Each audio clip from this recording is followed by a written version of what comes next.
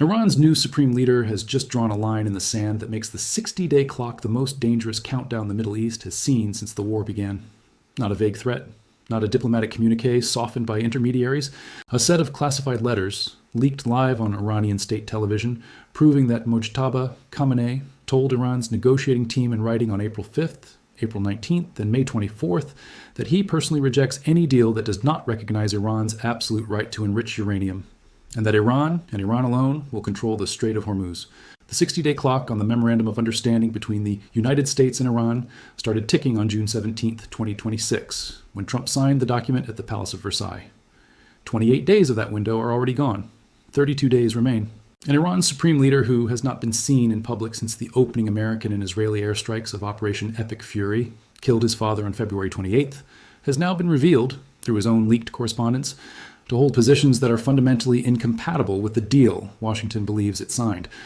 This is what those letters say. This is what it means for the nuclear question, for the Strait of Hormuz, for the 11,000 sailors still stranded in the Persian Gulf, and for every government in the world that is praying the 60 days end in a deal rather than a resumed war.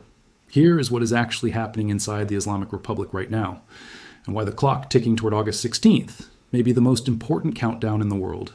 To understand why the leaked letters caused the crisis they caused, you first need to understand who Mojtaba Khamenei is, what authority he actually holds, and why his positions, if they are accurately reported, make the current MOU framework nearly impossible to complete on time. Mojtaba Khamenei is 56 years old. He was appointed supreme leader by Iran's Assembly of Experts within days of his father Ali Khamenei's death on February 28th. He was not a public political figure before his appointment. He had operated for years inside the IRGC intelligence apparatus, a world of classified operations, internal security, and hardline theology. He is not a reformist. He is not a pragmatist. He is a product of the same revolutionary system that his father spent 35 years defending. Since his appointment, he's not been seen in public, not once. Iranian officials have said he was injured in the same U.S.-Israeli airstrike that killed his father. Reports from multiple intelligence agencies, including citing CIA briefings to President Trump, suggest he may have been receiving medical treatment in Russia. His late wife was one of the coffins displayed alongside his father's at the Grand Mosala during the funeral ceremonies that began on July 4th. His son, his brother, and his father-in-law Gholam Ali Haddad Adel represented the family at the official ceremonies. Mojtaba himself was absent, but absent does not mean silent. And the letters his office has been sending to Iran's negotiating team tell a story that contradicts almost everything the Trump administration has been saying publicly about the deal. The letters were leaked by Mahmoud Nabavian, a member of Iran's Parliament National Security and Foreign Policy Committee and a hardline critic of the negotiations, during a live broadcast on state television. The broadcast was abruptly cut off mid-sentence by the Iranian Broadcasting Corporation. IRIB's Public Relations Department announced it would pursue legal action against Nabavian. The director general of the relevant network resigned. The interview was deleted from IRIB's archives. It remains notably available on the IRGC-affiliated Fars News Agency website, suggesting that not everyone in the system wanted it buried. And what Nabavian said before the feed was cut was this: Supreme Leader Khamenei gave Ghalibaf 3 specific instructions not to enter negotiations over nuclear matters.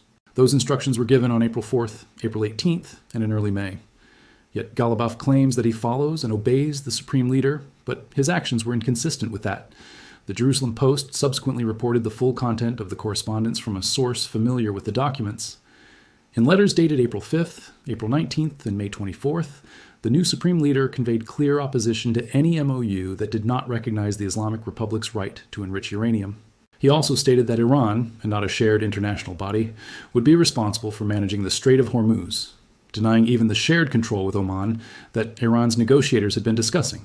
And he stated that negotiations on the nuclear issue could not begin at all until Washington first conceded that Iran has an inalienable right to continue enriching uranium. That concession is one Washington has explicitly refused to make. The Trump administration's position, as restated by Vice President J.D. Vance as recently as last week, is zero enrichment. No Iranian uranium enrichment of any kind, at any level, under any framework. Iran's position, as stated in writing by the Supreme Leader, is that enrichment is non-negotiable and must be recognized as a right before any nuclear conversation begins. These are not positions that can be split down the middle. They cannot be bridged by creative drafting. They cannot be papered over with a 60-day extension clause. One side must move, and right now neither one is moving. There is one more detail in the leaked letters that deserves specific attention. It concerns the Strait of Hormuz itself, the waterway that is the economic centerpiece of the entire MOU. Mojtaba Khamenei's letters stated that Iran would manage the strait alone, not in coordination with Oman, not under an international framework, alone. This directly contradicts what Iranian Foreign Minister Abbas Araghchi told reporters in Baghdad when he said Iran would exercise sole management of the strait for 30 days before allowing full traffic to resume. It directly contradicts the MOU's Article 5, which says Iran will make arrangements using its best efforts for the safe passage of commercial vessels during the 60-day period. And it directly contradicts what 29 nations and every international shipping organization in the world understands to be the legal status of the strait under the UN Convention on the Law of the Sea.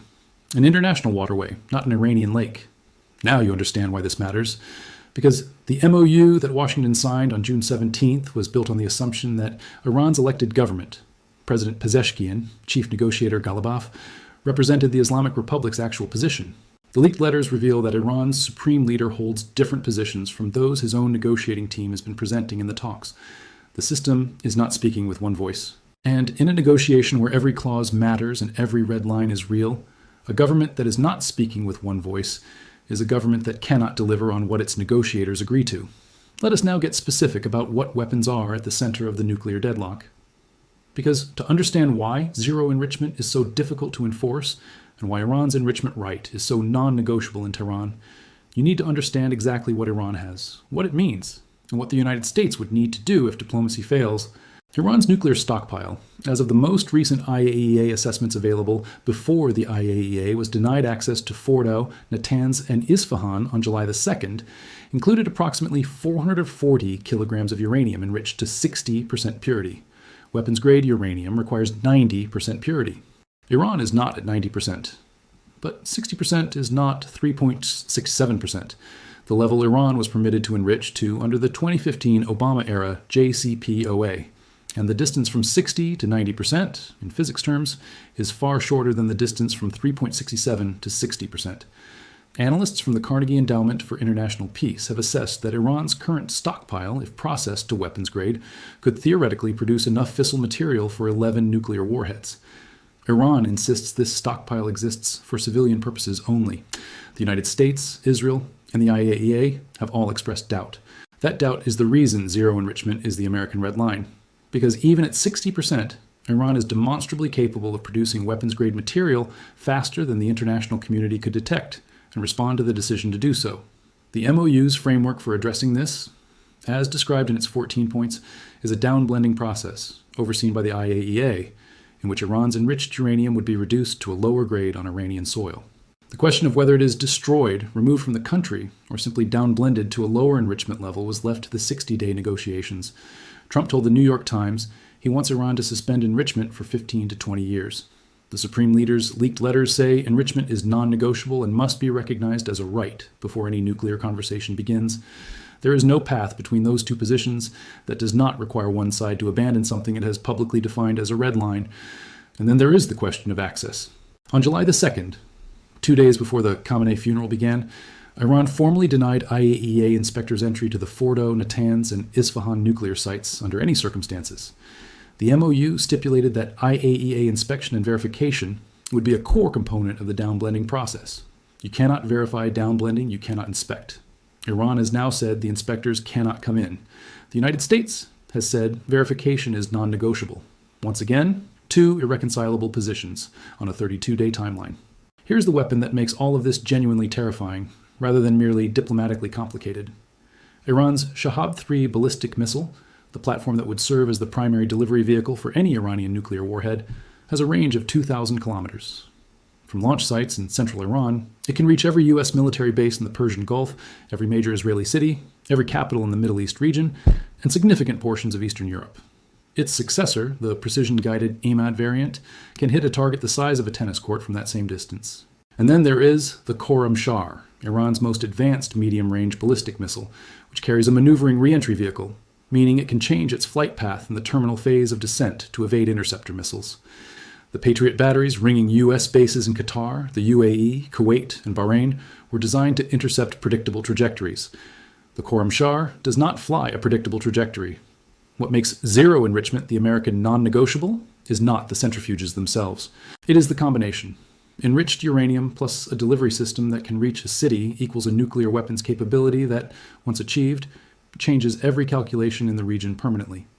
The United States has fought this war at a cost of $113.3 billion to U.S. taxpayers as of June 16th to prevent that combination from becoming operational. Allowing Iran to retain enrichment even at reduced levels risks reconstructing the very capability the war was fought to eliminate, and doing so with America's signature on the document that permitted it. Iran's negotiators in Doha know this. The Supreme Leader's letters suggest he knows it too, and has decided that American security calculations are not Iran's problem. But the nuclear deadlock is not the only crisis running simultaneously. Because while diplomats are trying to keep the MOU framework alive in the indirect talks in Doha, and while 20 million Iranians are mourning their supreme leader at the Grand Mosala in Tehran, and while Mojtaba Khamenei's whereabouts remain publicly unknown, a second and equally urgent battle is being fought inside Iran's own establishment over who actually speaks for the Islamic Republic. The fractures became visible in rapid succession in late June. First, 63 of the 88 members of Iran's Assembly of Experts, the clerical body that oversees the supreme leader, issued a statement on June 29th, urging negotiators to hold firm to the red lines set by Khamenei. The statement read less like a message to the Iranian people, to whom it was formally addressed, and more like a direct warning to Ghalibaf and the negotiating team. Hours later, the Assembly's Secretariat scrambled to clarify that the statement did not represent the body's official position, describing it as unusual and unconventional. 63 of 88 members had signed it. That is not a fringe view. That is a supermajority of the clerical body that has final authority over the Supreme Leader himself. Then the day after the Assembly statement, state broadcaster IREB abruptly cut a pre-recorded interview with Ghalibaf mid-answer, at the precise moment he was addressing the unfreezing of Iranian assets under the MOU. The Parliament's media office noted the tape had been delivered more than 2 hours before airtime, with no prior coordination sought regarding the cut. The incident immediately fueled speculation that senior IRIB executives, who have remained in their posts throughout the war, are actively working to undermine the negotiating team by denying it the opportunity to communicate the MOU's benefits to the Iranian public. Analyst Babak Dorbeki, speaking to RFE, Day RL's Radio Farda, described what is happening. It's practically the voice of the whole institution. He added that the unofficial nature of the Assembly statement may have been deliberate, allowing hardliners to signal opposition without formally breaching protocol, giving Mojtaba Khamenei the ability to claim his hands are tied while protecting his own room to maneuver. France-based commentator Reza Alihani described the structural problem directly. The new Supreme Leader is rising through a security-brokered succession without an independent power base of his own.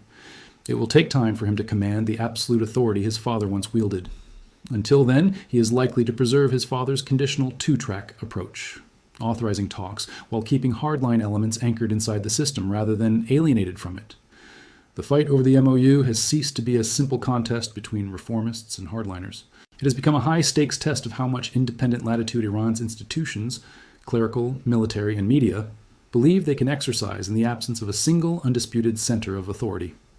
That absence is the most important fact about Iran in July 2026. Ali Khamenei spent 35 years as an absolute authority. His word ended factional fights. His signature closed debates. His personal authority enforced discipline across a system that was always, underneath the surface, deeply contested. That authority is gone. The son who inherited it has not been seen in public. The letters he has sent to the negotiating team are being leaked on live television by members of parliament. And the system that depended on one man's personal power to hold together is discovering in real time that it does not hold together without him. Now let us look at what all of this has produced in concrete, measurable terms, because the numbers attached to the 60-day window are extraordinary in every direction. The MOU was signed on June 17th at the Palace of Versailles. The 60-day window expires on August 16th, 2026. As of today, July 5th, 32 days remain. In those 32 days, negotiators in Doha must resolve the following: the final status of Iran's nuclear enrichment program, including whether Iran enriches 0, 3.67%, or something in between; the disposition of Iran's 440-kilogram stockpile of 60% enriched uranium, destroyed, shipped abroad, or downblended on site; IAEA access to Fordow, Natanz, and Isfahan, currently blocked by Iran; the permanent administration of the Strait of Hormuz. Iran's position is sole control. The U.S. position is international waterway, open to all. The lifting of sanctions and the release of up to $25 billion in frozen Iranian assets. The status of Lebanon and Hezbollah, included in the MOU, excluded by Israel, rejected by Hezbollah. The future of Iran's ballistic missile program, not in the MOU text at all. That is the full list of what must be resolved in 32 days. Each item on that list has, at some point in the past 8 weeks, been described by one side or the other as a red line that cannot be crossed. In terms of the ceasefire's military scorecard since June 17th, the Singapore-flagged MV Everlovely struck on June 25th, 4 drones launched by Iran, 3 intercepted, 1 hit the vessel. The Panama-flagged MT Kiku struck on June 27th, carrying more than 2 million barrels of crude oil. U.S. retaliatory strikes on June 26th, hitting drone storage, coastal radar near Sarik. U.S. retaliatory strikes on June 27th, targeting 10 Iranian military targets, including surveillance infrastructure, communication systems, air defense sites, mine-laying capabilities across Sirik, Bandar-e-Lenge, and Keshm Island, 2 of them newly constructed Iranian facilities destroyed before they became operational. IRGC retaliatory strikes on Kuwait's Ali Al Salem Air Base and U.S. Fifth Fleet headquarters at Port Solomon in Bahrain. Air raid sirens in both countries, Iran claiming 8 U.S. military facilities destroyed. CENTCOM confirming no American assets hit and no casualties. Iran skipping the technical talks in Doha on Sunday, June 28th, after CENTCOM's June 27th strikes. In terms of the war's broader toll through which this diplomatic window must navigate, $113.3 billion in U.S. taxpayer cost as of June 16th. More than 11,000 U.S. and allied strikes on Iranian territory. 92% of Iran's largest Navy vessels destroyed. Iran's ballistic missile launch rate reduced by 86% from the war's first day to the ceasefire. More than 11,000 sailors still stranded in the Persian Gulf. Shipping through the Strait of Hormuz at 28% of pre-war levels, 12 tankers per day versus the pre-war average of 138. Iran's annual inflation at 88.6%. Iran's confirmed war dead at a minimum of 3,636 by humanitarian counts.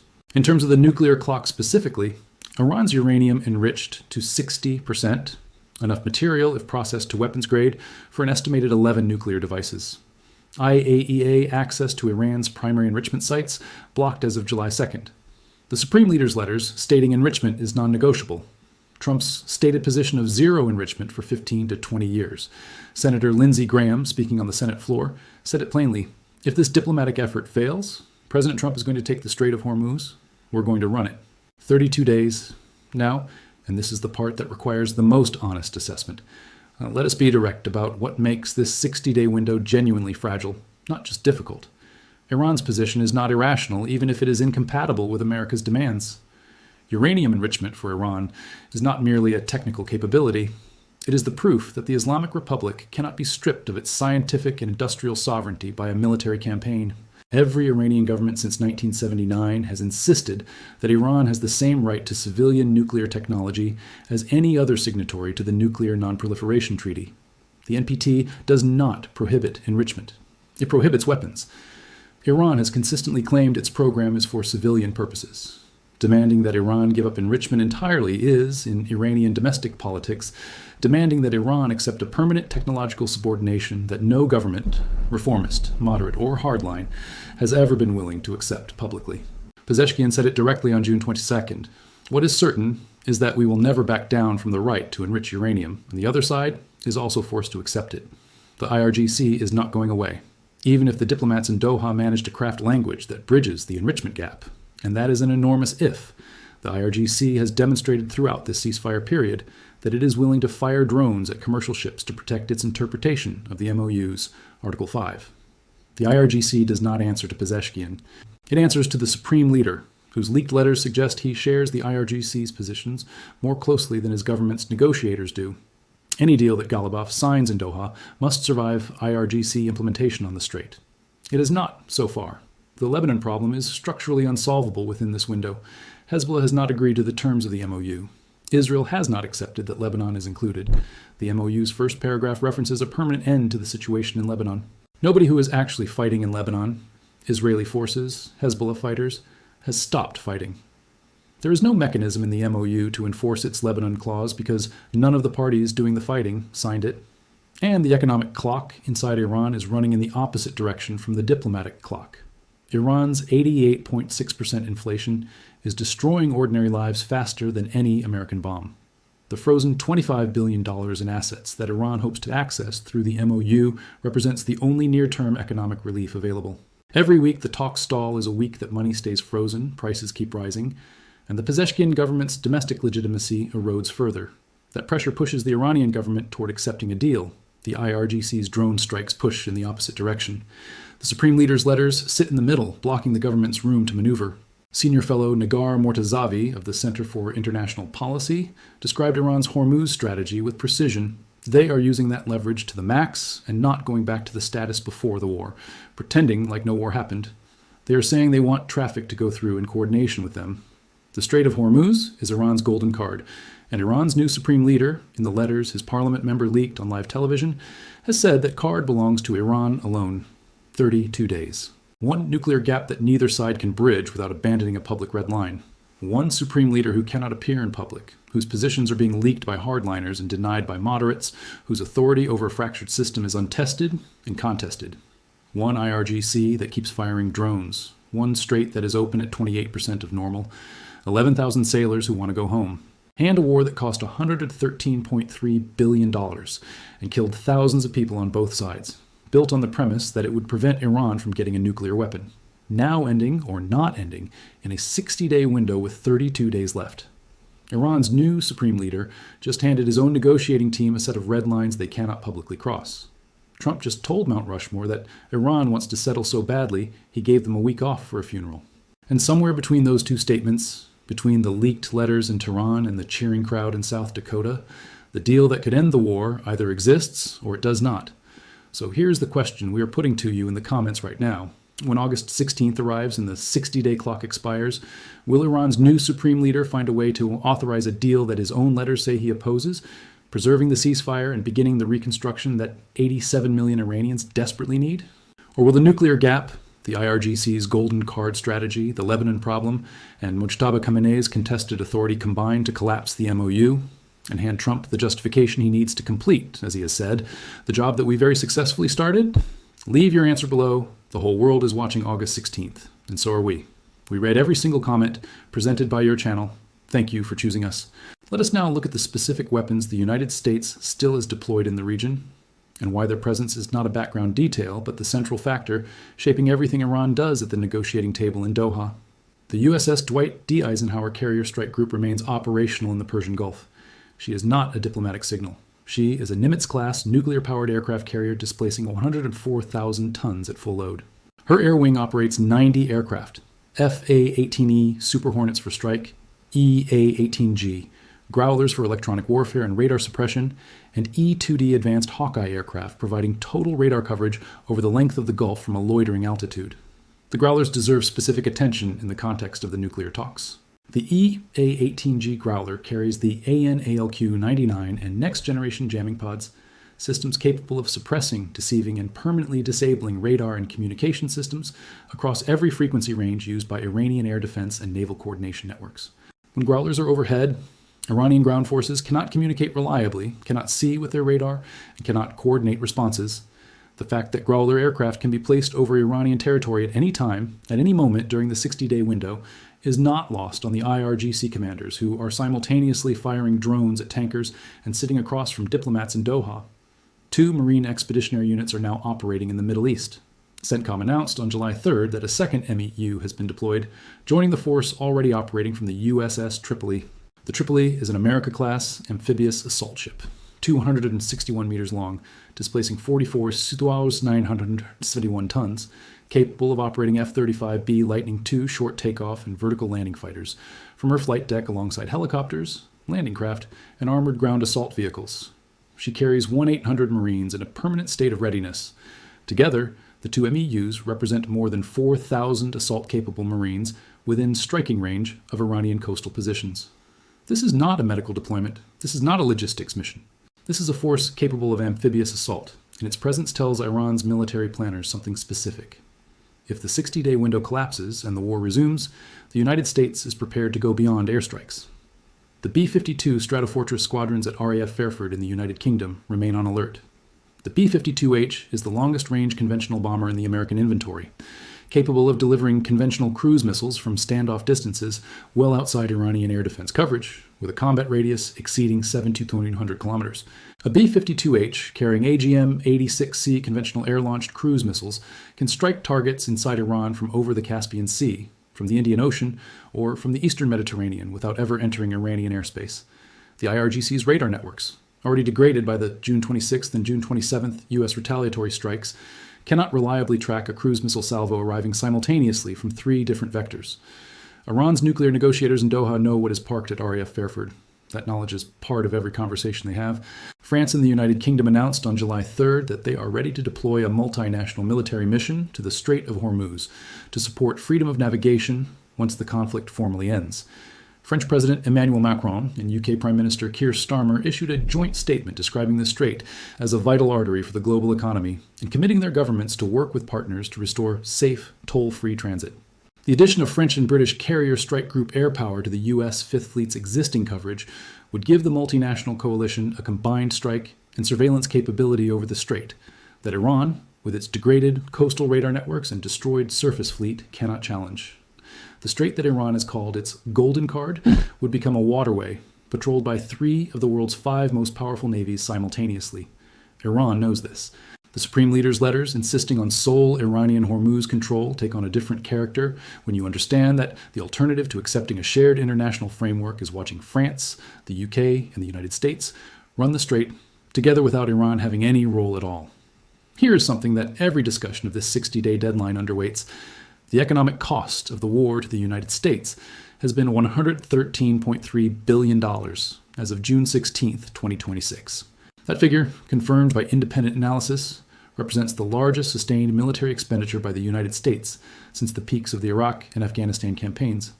It is a number that generates real political pressure inside Washington, pressure that Trump has consistently managed by framing the war as a victory and the ceasefire as a deal that Iran was desperate for. His exact words at Mount Rushmore on July 4th were, "They want to settle so badly that framing requires a deal to exist." If the 60-day window expires with no agreement, Trump must either explain why the $113.3 billion produced no lasting result, or he must resume the war, an option Senator Lindsey Graham endorsed publicly when he said, "If this diplomatic effort fails, President Trump is going to take the Strait of Hormuz, and we are going to run it." Running the strait militarily means a permanent U.S. naval presence controlling the world's most critical energy choke point indefinitely. It means continued war costs. It means no recovery of Iran's contribution to global oil markets. It means continued strategic petroleum reserve drawdown, already 89.78 million barrels below pre-war levels after 17 weeks. It means oil markets that cannot fully stabilize and energy prices that remain elevated for American consumers. Trump's political interest in a deal is genuine, but his political interest in appearing to negotiate from strength is also genuine. And the leaked Supreme Leader letters have created a situation where every concession the American side might make to close the nuclear gap can be characterized by Iran's hardliners as proof that the deal is a capitulation, undermining Mojtaba Khamenei's domestic position and giving the IRGC more ammunition to continue sabotaging the talks from the strait. The international community is watching the 60-day clock with a level of attention that reflects how much is at stake beyond the U.S.-Iran bilateral. China sent an official delegation to Khamenei's funeral. Russia has expressed deep condolences and maintained its energy relationship with Iran throughout the war. Both countries have a strategic interest in the MOU failing, not because they want war, but because a resumed U.S.-Iran conflict keeps Washington's military and diplomatic attention concentrated in the Middle East and away from the Pacific and Eastern Europe. Pakistan, whose Prime Minister Shehbaz Sharif has served as the primary mediator throughout the negotiations, has a direct economic stake in a deal. Pakistani trade routes depend on regional stability, and Islamabad's mediation role gives it leverage with both Washington and Tehran that it cannot afford to lose. Qatar has hosted both the indirect talks and the technical working groups and has invested enormous diplomatic capital in a framework that keeps the strait open and the ceasefire alive. All of these interests are real. None of them can deliver what the 60-day clock demands, a written agreement between two governments whose supreme leaders hold incompatible positions on the most consequential military technology question of the 21st century. There is one final fact that needs to be stated directly, because it shapes everything else. Mojtaba Khamenei has not been seen in public since February 28, 2026. He has not addressed the Iranian nation. He has not appeared at his own father's funeral. The man who formally holds the supreme authority of the Islamic Republic, the authority to make the decision that either saves or ends the 60-day window, is invisible. His letters are being leaked. His spokesman is being cut off on live television. The clerical assembly that oversees him issued a near supermajority statement urging his negotiators to hold red lines that his negotiators have already softened in the talks. And reports from multiple intelligence services suggest he may have been receiving medical treatment in Russia since the opening day of the war. Iran is a system that was designed to function with one undisputed sovereign voice at the top. That voice is gone, killed in a U.S.-Israeli airstrike in the first hour of Operation Epic Fury on February 28th. The son who inherited that voice has not yet demonstrated that he possesses the authority, the health, the visibility, or the political strength to impose discipline on a system that is testing its own boundaries in every institution simultaneously. The Assembly of Experts, the IRGC, state media, Parliament's hardline faction, the elected government. Every one of them is pushing in a different direction. Every one of them is doing so because the one force that would have stopped them, a supreme leader willing and able to appear in public, assert authority, and enforce a decision, does not currently exist. 32 days.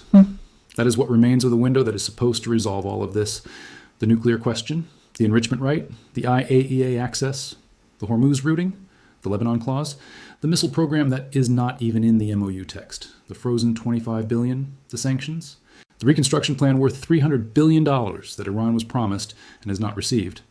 All of it in 32 days by a government that cannot speak with one voice to a counterpart that has staked $113.3 billion and the credibility of the most powerful military in the world on a deal it cannot afford to lose. Iran's new supreme leader rejected the nuclear deal in 3 separate letters. Trump signed the MOU at Versailles. The IRGC fired drones at 2 commercial ships. CENTCOM struck 10 Iranian military targets. Iran skipped the Doha talks. The funeral began on July 4th with 20 million people chanting revenge. And somewhere in that chaos, 32 days remain to find an agreement that neither side's most powerful voices believe is possible.